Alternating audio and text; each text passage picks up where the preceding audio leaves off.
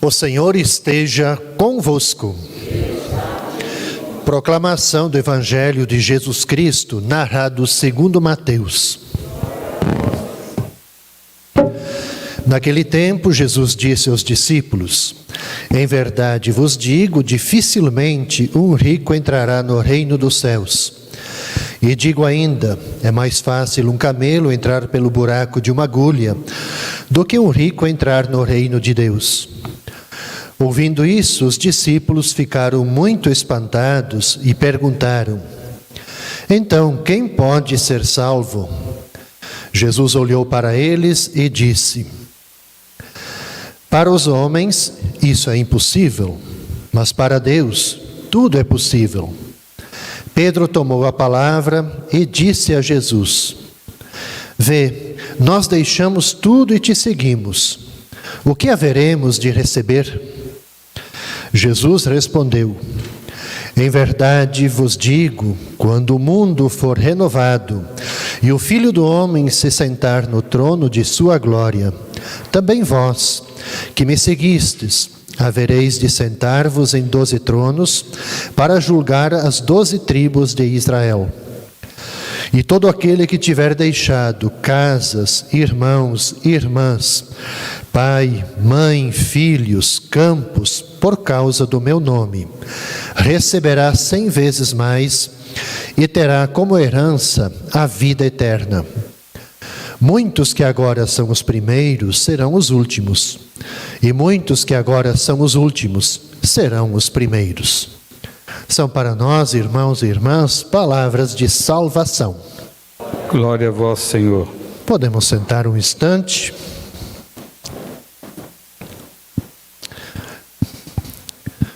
Parece diferente quando a gente não tem animação na missa, né? Eu sempre digo assim, vamos tirar o lado positivo então, né? De a gente fazer um momento assim mais introspectivo, né? Para a gente, né? Do silêncio interior, de a gente aguçar melhor os nossos ouvidos, né? E o nosso pensamento para a gente acolher também a riqueza da palavra que nos é transmitida hoje. O Evangelho, tanto de ontem como de hoje, é pedreira, viu? É pedreira para a gente. Eu queria retomar ontem para a gente conseguir melhor meditar o trecho de hoje, porque é uma continuidade. Ontem Jesus dialoga com um jovem rico e agora ele dialoga, à luz da conversa de ontem, ele vai dialogar com os discípulos. O diálogo de ontem era o jovem, ele chega para Jesus e pergunta: o que eu preciso fazer de bom para receber a vida eterna, para ter a vida eterna? Jesus diz para ele: observa, segue, vive os mandamentos. E o jovem, parece que ele estava assim um pouquinho já autossuficiente, e diz: mas isso é fichinha para mim, isso eu observo, né? Mas o que mais que eu preciso fazer? E aí Jesus dá uma puxada. Jesus diz para ele: então você vai agora, vende tudo que tu tens, distribua aos pobres e me siga.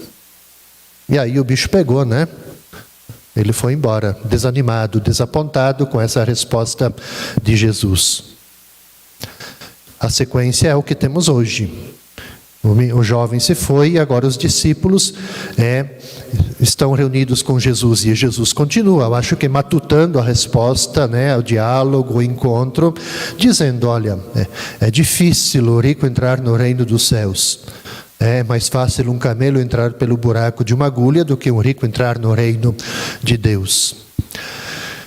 Queria refletir sobre esse contexto, essa parábola, esse conjunto de diálogos.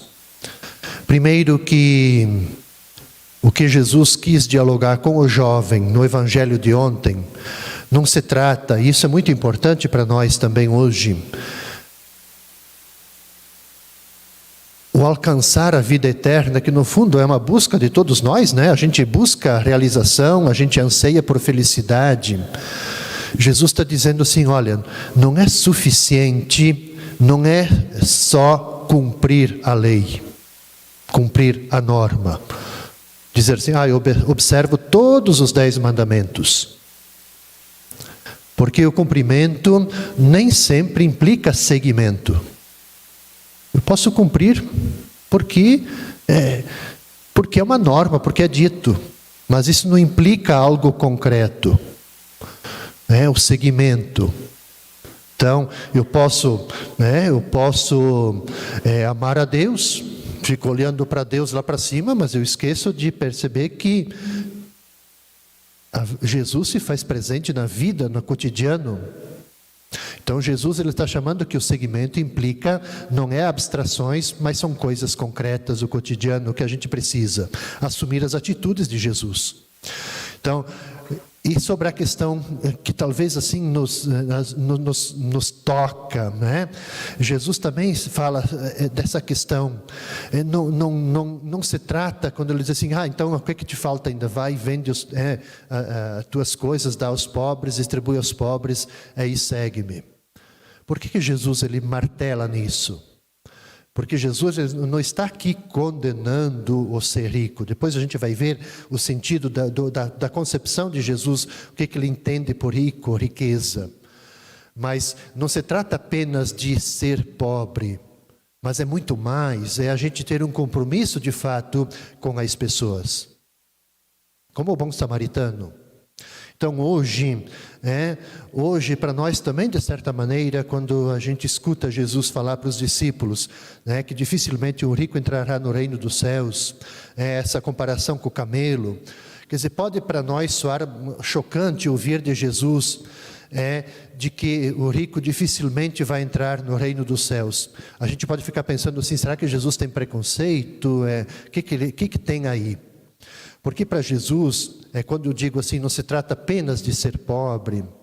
Para Jesus, a concepção que ele tem de ser rico na verdade, quem transforma os bens deste mundo em ídolos. E que fecha o coração a Deus, fecha o coração para os irmãos. Nessa perspectiva, que essa pessoa, ela vive na indiferença. Tanto faz como fez. Você tem alguém passando fome, você está caindo, você está na miséria, que precisa de cuidados. Tanto faz, isso não é comigo. Pensa somente em si, nas suas necessidades, nos seus prazeres. Essa é a perspectiva. Porque isso nos cega. Isso nos cega.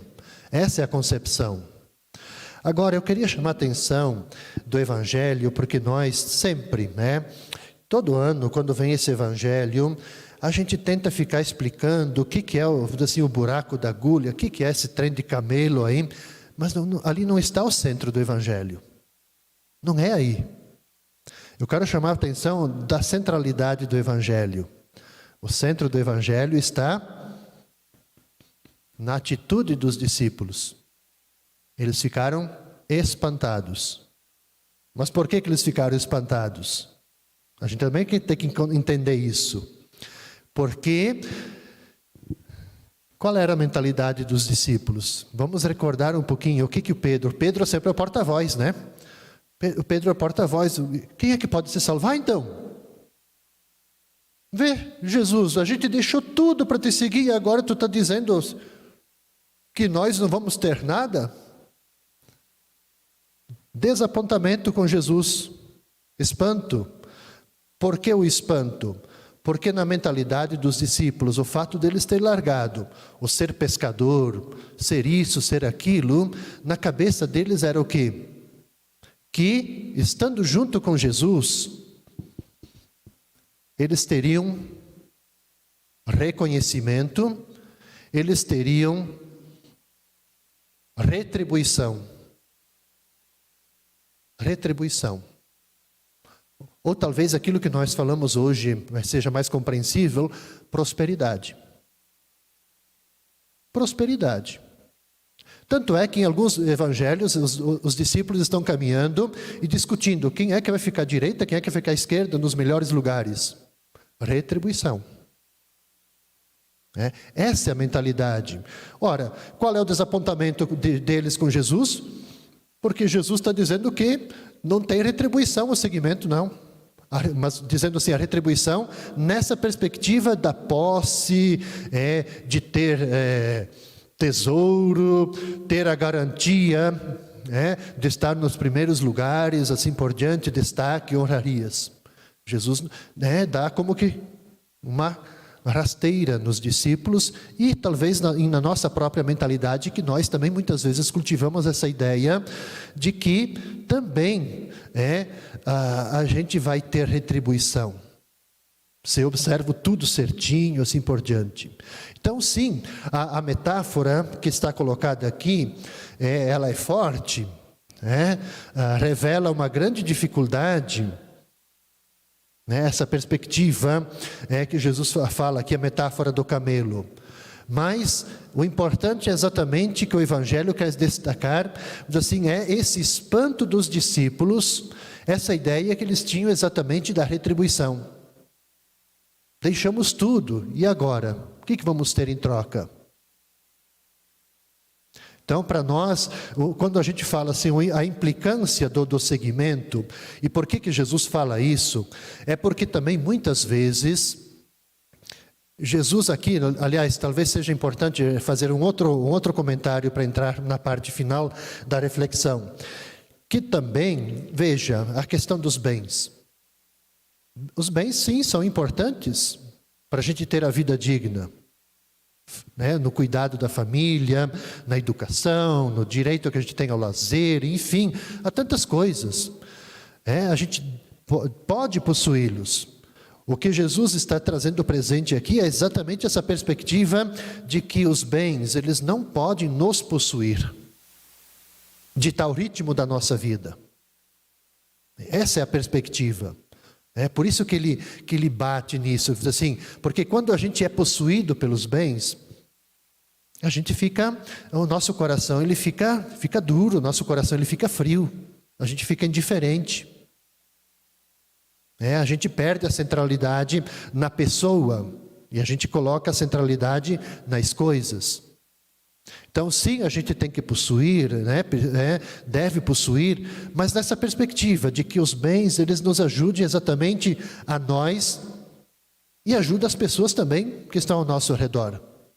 Essa é a perspectiva que Jesus ele coloca tanto no Evangelho para o jovem rico ontem e para o Evangelho de hoje.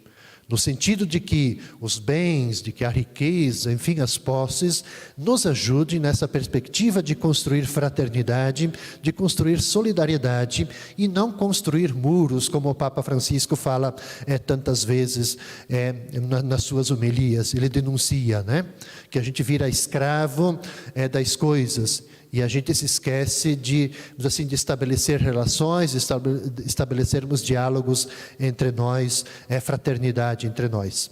Então esse é o grande foco que os evangelhos de ontem e de hoje nos colocam nessa perspectiva, Quer dizer, o chamado que Jesus nos faz de a gente se comprometer com as pessoas. Compromisso com o ser humano, humanizar o mundo, humanizar a sociedade. Que Deus nos ajude, que os evangelhos de ontem e de hoje nos inspirem a gente praticar tais ações. Assim seja.